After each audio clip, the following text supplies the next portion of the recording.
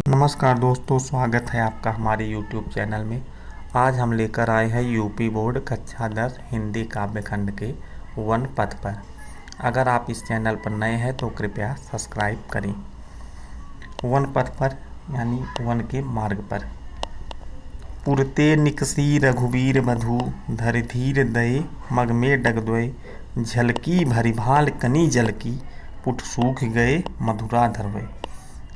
पुरते निकसी यानी नगर से निकलते ही रघुवीर वधु यानी सीता जी ने धैर्य पूर्वक यानी धीरज धरकर मार्ग में 2 ही कदम रखा, अर्थात कुछ ही दूरी चली कि झलकी भरी भाल कनी जल की, कि उनके माथे पर, उनके भाल पर जल की यानी पसीने की बूंदें छलक आई।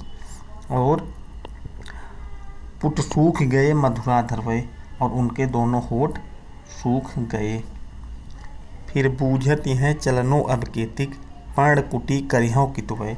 फिर वे श्री राम जी से पूछती हैं कि अभी कितना चलना है और पर्णकुटी यानी पत्ते की कुटिया कहाँ पर बनाएंगे।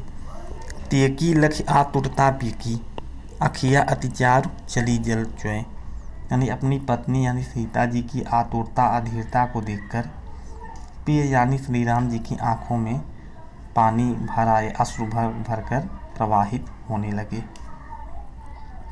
जल को गए लखन है लरिका परिखो पिछाए घरिक हवय ठाणे पोंछ पसेऊ बयार करो और पाए पखारियो भूभुई डारे। सीता जी कहती हैं कि जल को गए हैं लखन लरिका, यानी लक्ष्मण जी जल लेने गए हैं। तब तक हम वृक्ष के नीचे छाया में रुक खड़े होकर उनकी प्रतीक्षा कर लेते हैं। और पोंछ पसेव बयार करो, और मैं आपके पसीने को पोंछ देती हूँ और हवा कर देती हूँ। और पाए पखारे भूभुर ठाड़ी, और बालू से तपे हुए पैर को पखार देती हूँ। मिट्टी से तपे हुए पैर को, बालू से तपे हुए पैर को धो देती हूँ, पखार देती हूँ। तुलसी रघुवीर प्रिया श्रम जान कै बैठी विलम्ब को कंटक काढ़े। तुलसीदास जी कहते हैं कि राम जी ने देखा कि सीता जी थक गई हैं, तब वे कुछ देर तक बैठकर छाया में पैरों से कांटा निकालने लगे।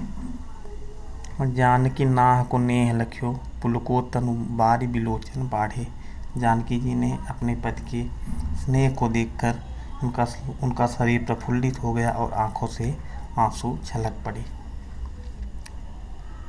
रानी में जानी अजानी महा पबि पावन हूँ ते कठोर हियो है। राजहु काज अकाज न जान्यो कहियो तिय को जिन कान कियो है। ग्रामीण स्त्रियां परस्पर बात करती हैं आपस में कि हे सखी, जो रानी कैकेयी है वो बहुत ही अज्ञानी है। उनका जो हृदय है वज्र और पत्थर से भी कठोर है। पर राजा काज अकाज न जानो, पर राजा दशरथ ने भी उचित अनुचित का विचार नहीं किया, जाना नहीं, और अपनी पत्नी के कहने पर कार्य किया। ऐसी मनोहर मूर्त ये बिछुरे कैसे प्रीतम लोग जियो हैं।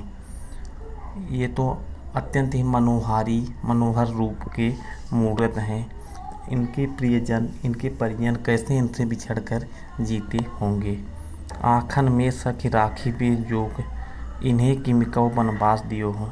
ये तो आँख में बसने योग्य हैं, इनको किस कारण से वनवास दिया है। अब ग्रामीण स्त्रियां सीता जी से पूछती हैं, शीस जटा उर बाहु विशाल बिलोचन लाल तिरछी सी भौहें तूर सरासन बान धरे तुलसी बन मार्ग में सुटिसो हैं। ग्रामीण स्त्रियां सीता जी से कहती हैं कि शीस जटा, जिनके सर पर जटा है, उर बाहु विशाल, उर मतलब छाती और बाहु मतलब भुजा, और जिनके शीश पर जटा है और छाती और भुजाएं विशाल हैं, और बिलोचन लाल लाल आँखें हैं और तिरछी सी भौहें हैं, और तूर सरासन बाण धरे, जिन्होंने तरकस, धनुष और बाण को धारण किया है और वन मार्ग में अत्यंत ही सुशोभित हो रहे हैं। सादर बार सुभाए चित तुम त्यों हमरो मन मोहे। वो बार बार आपकी ओर देखते हैं और हमारे मन को मोहते हैं। पूछत ग्राम बधू सीसो, ग्राम की बधू सीता जी से पूछती हैं कहाँ सांवरे से सखी रावरे को है, ये सांवले से आपके कौन हैं। सुनि सुंदर बैन सुधा रस साने, सयानी है जानकी जान भली। तिरछे करि नयन देसैन तिन्हें, समुझाए कछु मुस्काए चली। ग्रामीण स्त्रियों के पूछने पर, ग्रामीण स्त्रियों के अमृतमय वचन को सुनकर सीता जी ने सोचा कि ये बहुत सयानी हैं। उन्होंने मर्यादापूर्वक अपनी तिरछे नयन से इशारा करके मुस्कुराते हुए आगे बढ़ गई। तुलसी तेह अवसर सोहे सबय, अवलोकत लोचन लाहु अली। अनुराग तड़ाग में भान उदय, बिकसी मनोमंजुल कंजकली।